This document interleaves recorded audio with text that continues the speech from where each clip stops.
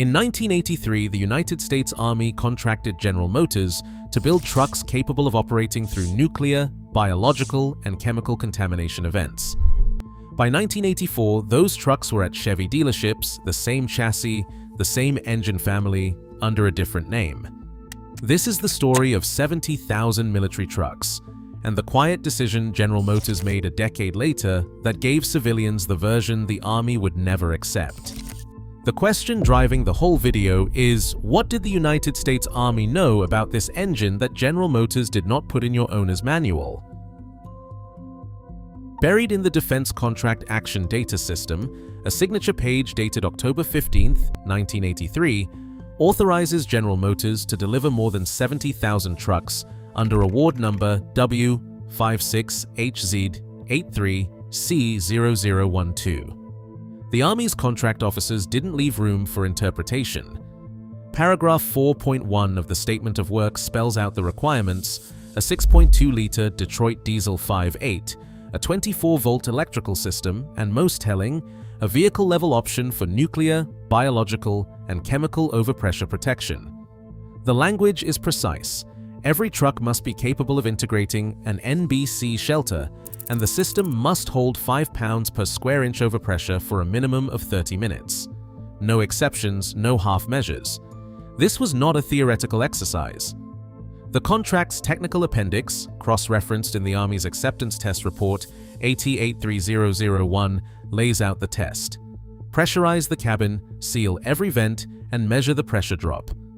If the needle falls below specification, the truck fails. The procurement file documents the Army's intent in black and white. These vehicles were to operate in environments contaminated by chemical agents or fallout, and the overpressure package was the line between survivability and exposure. The Army's demand for a mechanically injected, electronics-free diesel engine wasn't a matter of tradition. It was a calculated response to the threat of electromagnetic pulse, chemical infiltration, and fuel supply uncertainty. The contract file, stamped and initialed by both General Motors and Army representatives, stands as irrefutable evidence. This was not a marketing claim or a sales brochure boast. It was a binding legal requirement, enforced by government inspectors and backed by the threat of contract termination. The full scope of the Army's expectations is preserved in these documents: what they ordered, what they tested, and what they were unwilling to compromise. Detroit Diesel's internal memos from late 1980 paint a clear picture. The 6.2-liter V8 was not a reworked gas engine or a hasty adaptation. It was a clean sheet design engineered in the aftermath of the Oldsmobile diesel collapse. The technical files reveal a deliberate split: J code for military, C code for civilian. On the test bench, the numbers tell the story. The J code, stamped into the block, delivered 185 horsepower at 3,000 revolutions per minute and 330 pound-feet of torque at 1,500. The C code, built for emissions compliance, settled for 143 horsepower and 257 pound-feet. Both ran the Stanadyne DB2 mechanical injection pump, but the J code's calibration allowed for higher rail pressure and broader fuel compatibility: diesel, JP8, even kerosene. The Army's acceptance reports specify mechanical injection for electromagnetic pulse resistance, and the DB2 service manual confirms zero electronic intervention. Engineering change orders document the J code's larger intake valves, a 13-liter per minute water pump, and a hardened fuel rail, each a response to military durability requirements. The C code, by contrast, carried EGR hardware, a lower flow pump, and a governor tuned for civilian idle standards. The performance gap was not theoretical. In 1981, Detroit Diesel and GM staged a 300-car test program. Pre-production J code engines went into Chevrolet Impalas and rotated through government fleets. The test logs show a 5% power edge over the C code baseline, with the J code engines running up to 800 hours on jet fuel without valve seat wear. Detroit Diesel's own validation inventory lists every testbed by serial, and the Impala program's dyno sheets buried in a technical appendix record the J code's real-world output: 146 horsepower at 2,200 revolutions per minute, a clear mechanical advantage. These documents do not leave room for speculation. The Army's CUCV engine was built for war zone reliability, with a mechanical heart that never depended on a circuit board or a software patch. By 1978, the pressure inside GM's executive offices was as real as any government test cell. Congressional transcripts from that year show lawmakers grilling Detroit's leadership over corporate average fuel economy standards, numbers that would soon force every domestic automaker to hit 13 miles per gallon for light trucks and 18 miles per gallon for cars, with penalties looming for every tenth of a mile missed. Behind closed doors, GM's powertrain leadership knew their V8 lineup was walking into a regulatory buzzsaw. Internal memos from the period, later cited in court filings, reveal a single directive: increase fleet mileage at any cost and do it fast enough to avoid federal fines. The shortcut was as simple as it was risky. Rather than invest in a ground-up diesel, GM's engineering managers ordered the new engine to be built within the same dimensional envelope as the company's existing small block V8. The block deck height, bore spacing, and even the bell housing pattern were lifted directly from the gasoline line. The logic was pure expedience. Reusing existing casting tools and assembly lines would save millions in capital and months in development. But the technical memos from Detroit Diesel's engineering office tell another story, one of compromises made under the gun. Cylinder wall thickness was reduced to fit diesel hardware into a gas block silhouette. Main bearing webbing was left thin. The head bolt pattern, never designed for 21:1 compression, was carried over unchanged. The result was a diesel that could be built cheaply and quickly, but at the cost of mechanical margin. Engineering review notes from the summer of 1979 warn of overstressed head gaskets and main bolts. Yet, as the corporate average fuel economy deadline approached, the directive stood: hit the mileage number, keep the cost down, and make the new diesel fit where the old V8 had been. The gamble was institutional, not accidental. It was an adaptation driven by regulatory panic and short-term thinking, with the legal and technical fallout still to come. May 1980. The Federal Trade Commission filed a complaint against General Motors, alleging problems that went far beyond marketing spin.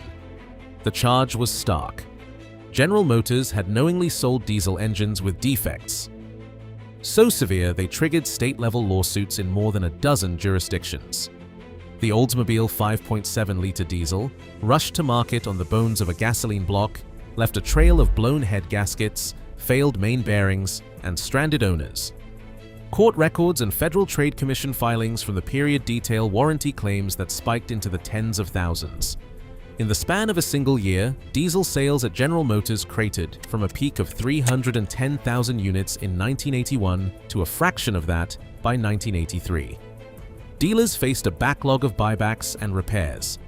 The phrase "diesel reliability" became a punchline in the American press. The Federal Trade Commission's complaint forced General Motors to publicly admit engineering failures and to fund corrective advertising, an admission that shattered consumer trust. The company's legal team scrambled to contain the fallout, but the market had already spoken. By the end of 1980, internal sales projections for diesel-powered cars and trucks were slashed by more than half. In response, General Motors board authorized Detroit Diesel to commission a new engine program, one that would be untethered from Oldsmobile's compromised architecture. Meeting minutes from late 1980 capture the urgency. The next diesel would be a clean sheet design, purpose-built for both military and heavy-duty civilian use, with mechanical injection and the durability to withstand government scrutiny. This was not a pivot born of innovation or vision. It was a legal and financial necessity. The collapse of the Oldsmobile diesel, punctuated by the Federal Trade Commission's May 1980 filing, forced General Motors to start over. The 6.2-liter Detroit diesel program was greenlit not as a gamble, but as a last chance to restore credibility and to meet the new regulatory and military demands that the Oldsmobile disaster had left in ruins. Army Technical Manual 92320-30210 reads like a checklist for hardware overkill. The M1208, M1209 M1010, and M1028 each variant engineered to survive what the civilian K-series could not. The M108 pickup, for example, rolled off the line with a Dana 60 front axle, a full-float GM 14-bolt rear axle, and a Detroit locker straight from the factory. The TH400 transmission, rated for 3/4-ton payloads, was paired with the NP208 transfer case, chain-driven and built for field repairs with nothing but hand tools. The Army did not settle for GM's standard 12-volt system. Every CUCV left with a dual-voltage 12-volt and 24-volt electrical network, 2 alternators, and a battery isolation switch engineered to keep radios and blackout lighting alive even after a direct battery short. The technical manuals list the part numbers and torque specs down to the last cotter pin. National stock number 232000115863 identifies the 6.2-liter Detroit diesel V8, but the real story is in the supporting cast: a 13-liter per minute water pump, hardened fuel rails, and a Stanadyne DB2 mechanical injection pump rated for diesel, JP8, or kerosene. The fuel filter assembly, Stanadyne Model 80, was specified for field replacement with gloves on and no light. The brake system used a hydro boost unit powered directly off the power steering pump, eliminating the risk of vacuum loss under load. Payload ratings were not an afterthought. The M1008 carried 1,200 pounds, 400 more than its civilian twin, thanks to reinforced leaf springs and military-grade shackles.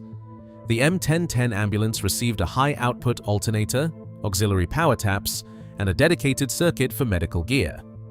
The M128 shelter carrier was built to interface with mobile command posts, its overpressure package integrating seamlessly with Army NBC shelters. Nowhere in the civilian literature do you find this level of redundancy. The Army's acceptance test, detailed in AT 83001, required each truck to maintain a 5 pounds per square inch overpressure in the cabin for 30 minutes, with every vent and seam sealed. If a single needle dropped below spec, the vehicle was rejected. These were not spec sheet fantasies. They were enforced by government inspectors, with contract termination as the penalty for failure. The CUCV was not just a militarized pickup. It was a rolling insurance policy against the worst-case scenario. Operation Desert Storm delivered the ultimate stress test.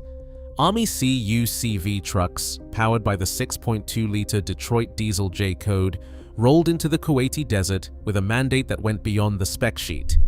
The Army's maintenance logs, preserved in AT 83-01 and field action summaries, record an operational availability rate of 96% across the deployed fleet. In the sand, heat, and chaos, that number is not a claim. It is a survival statistic. Trucks fueled with whatever was on hand, including ultra-low sulfur diesel, JP8 jet fuel, or even kerosene, kept moving. The DB2 mechanical injection pump, built for multi-fuel use, shrugged off the kind of fuel that would strand a civilian engine.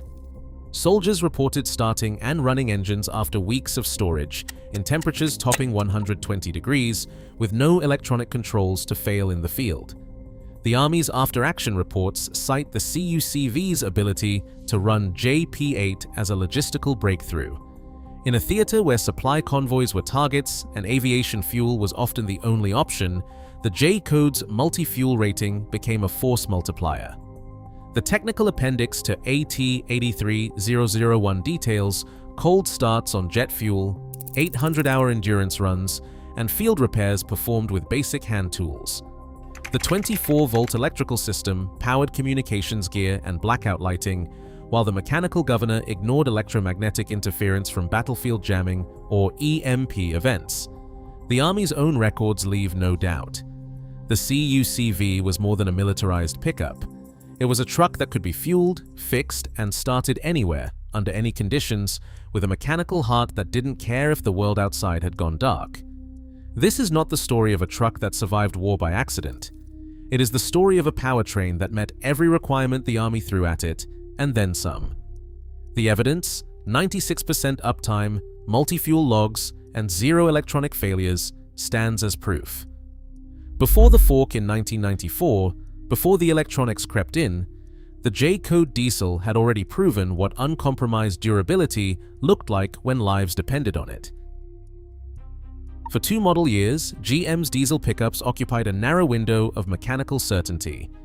The 1992 and 1993 trucks, whether badged as Chevrolet or GMC, left the factory with the last of the Stanadyne DB2 mechanical injection pumps. Service bulletins from those years read like a final checklist. No electronic fuel metering, no underhood control modules, just a cast iron block and a pump driven by a camshaft gear. The engineering files show that even as emission standards tightened, GM's product planners fought to keep the system analog for as long as possible. They knew what was coming. By the fall of 1990, the internal production schedules for the new 1994 models listed a change that would not be reversed. The DB2 would be replaced by the electronically controlled DS4 pump.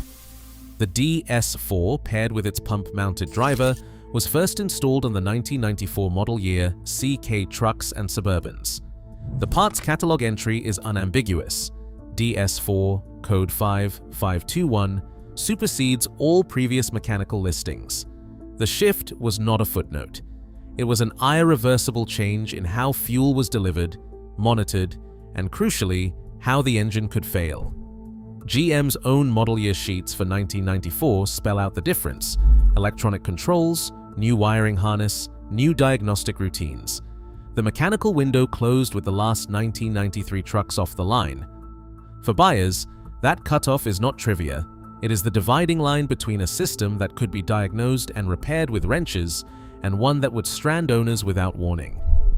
The 1992 to 1993 trucks are now prized by collectors and diesel specialists for one reason: they mark the end of the era before electronics introduced a new kind of hazard. The countdown to trouble began the day the DS4 entered production. The consequences would not be theoretical, and the risk was no longer confined to the test bench. The DS4 injection pump and its pump-mounted driver entered GM's civilian trucks in 1994 with a promise of modern control, but the technical record reads like a warning label. At the heart of the system sits the PMD, the pump-mounted driver, a pair of silicon transistors bolted directly to the injection pump, buried in the engine valley, and tasked with switching high current at the precise moment fuel must be metered. The design assumed that a steady stream of diesel would keep the PMD cool, even under highway load and desert heat. But field data and warranty logs tell a different story. Service bulletins from 1994 through 1998 document a wave of sudden engine shutdowns, trucks coasting to a stop at highway speed, drivers reporting loss of power brakes and steering in a single heartbeat. The root cause, thermal overload, was as predictable as it was dangerous. When the PMD overheated, it cut all fuel delivery instantly. No limp mode, no warning, just silence. Complaint logs submitted to the National Highway Traffic Safety Administration show more than 250 documented cases of highway shutdowns in the first 2 years alone.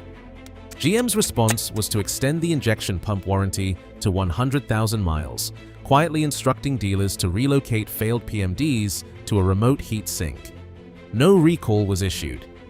The technical service bulletins, numbered and archived, describe a fix that only delays the inevitable. The PMD remains vulnerable, its silicon core still exposed to underhood heat that the original design never anticipated. The Army's procurement files show a categorical refusal to adopt the DS4 or its PMD for any frontline vehicle. Military evaluators cited the risk of electronic failure, EMP vulnerability, and the inability to guarantee fuel delivery with JP8 under extreme conditions. The rejection is documented, the logic unambiguous.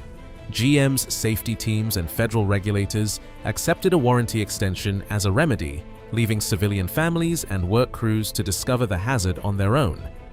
The absence of a recall, despite hundreds of shutdown complaints and a known failure mechanism, stands as a matter of record. For the military, the risk was unacceptable. For the civilian market, it became a cost of doing business. Today, GM's military contractors still refuse the electronic controls sold to civilians in 1994, an active verdict on what was lost in translation. That fact speaks louder than any recall.